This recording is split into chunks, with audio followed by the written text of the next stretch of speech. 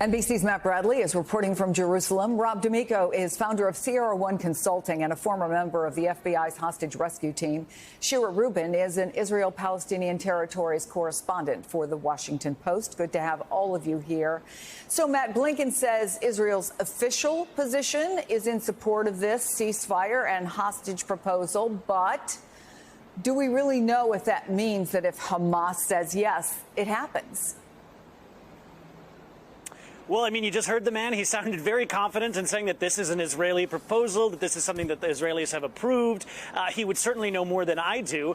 He's party to those conversations. But the fact is that we've seen the administration do this before. Joe Biden presented this several weeks ago as an Israeli proposal. He kind of put the cart before the horse. And the Israelis spent much of the last couple of weeks kind of walking back that assertion and disputing it. So we can hear this from Antony Blinken. We should believe him. But at the same time, we might start to hear things from the Israelis saying, no, we have not approved this. We've already seen this happening before to the administration when they've kind of tried to force this deal down the Israelis' throat. Now, this is something that, as Antony Blinken was saying this, as you mentioned, politics are shifting under his feet here in Israel. Benny Gantz, really the main moderate in the cabinet and really the most powerful, he withdrew from the war cabinet. This was sort of ad hoc, set up after October 7th.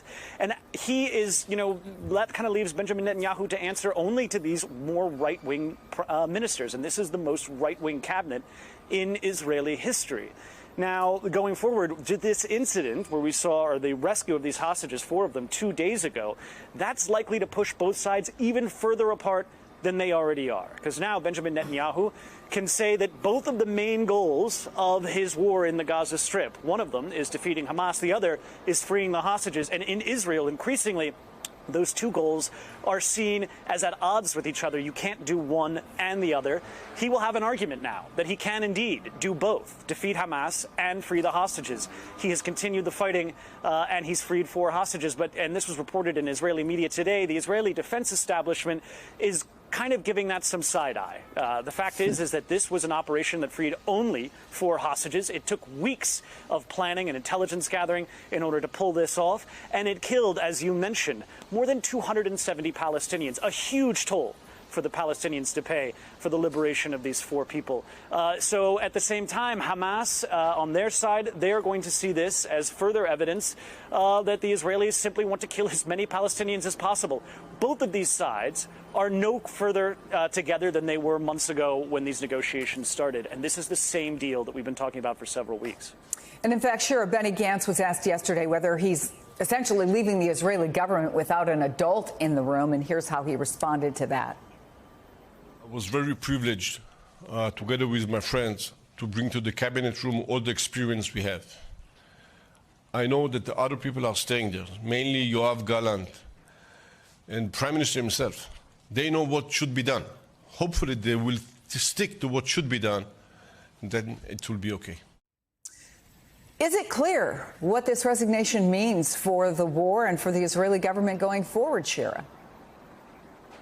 Like you mentioned, Benny Gantz was seen as the responsible adult in the room in a coalition that is the most far right in Israel's history. It is very unclear what this means going forward for kind of many reasons. In Israel itself, many people were comfortable that Gantz was inside the government, that he was part of the strategies, that he was deciding on critical issues with the war. And also for the American government, it was very comfortable and very palatable for them to speak with Benny Gantz, someone with whom they shared kind of a basic understanding of what needs to be done and what sacrifices also need to be made. So in answer to your question, no, there's essentially more questions now after this resignation. And Matt Bradley touched on this, Rob, but on Saturday, Israel conducted the most sweeping hostage rescue operation since October 7th. Is this likely a one-off, or would they be able to pull off something like this again? What does your experience tell you? I think it'd be tough as a one-off. I think it's driving the fact that Israel has no confidence that the hostages are going to get released in negotiations. They're going to start risking these hostage rescue operations. Every one you do is going to put more emphasis on the guards and the communication. They may be looking at the intel that got them to this point to begin with, and it's going to get tougher. But I think it's also drastic in that it can separate the sides, or it can actually pull in Hamas saying, well, if we start losing hostages to rescue operations, we probably need to start negotiating to get that leverage back, because right now they're kind of losing it. And I think Hamas's they said on their Telegram website that 3 hostages were killed, and there's no confirmation to that. And I think that's part of the misinformation campaign. I think Hamas has some hostages that have died that they're now trying to put back into, oh, this happened from an Israeli operation. It happened with Kayla Mueller during the campaign in 2015 with ISIS. They try to blame that on a U.S. allied raid when in fact they killed her, or she died under their conditions. So, and as you say, we don't have any confirmation of that reporting at all, but we do have exclusive reporting that the Biden administration has discussed potentially negotiating a unilateral deal with Hamas to try to free the 5 American hostages in Gaza. That is, if current talks involving Israel fail.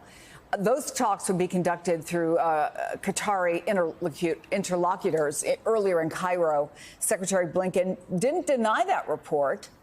Is that what the White House should do if this current proposal falls apart?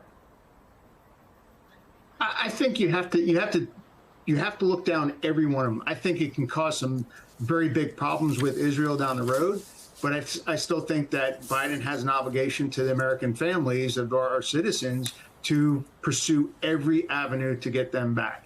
I think it would be in conjunction with something bigger, but he has the right to do it unilaterally for his citizens, just as Israel is trying to get their citizens back. And Shira, as we all know now, Prime Minister Netanyahu will address the U.S. Congress next month. Do you think the events of this weekend, the resignation, the hostage rescues, changes anything that we'll hear from him? Give us a preview of what you think that is going to be about, at least as things stand right now.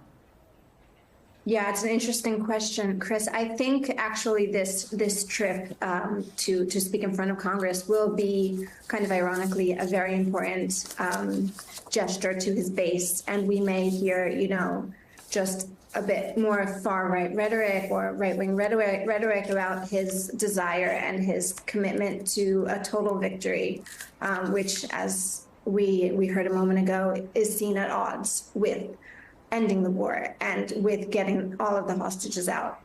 So it may be very belligerent. It may be that Netanyahu will seek in some ways to even isolate himself further from the U.S. That has worked very well for him among his base. Those are the kinds of themes that we've seen kind of in general when he's kind of been embattled in the past. Shira Rubin, Matt Bradley, Rob D'Amico, thank you all very much.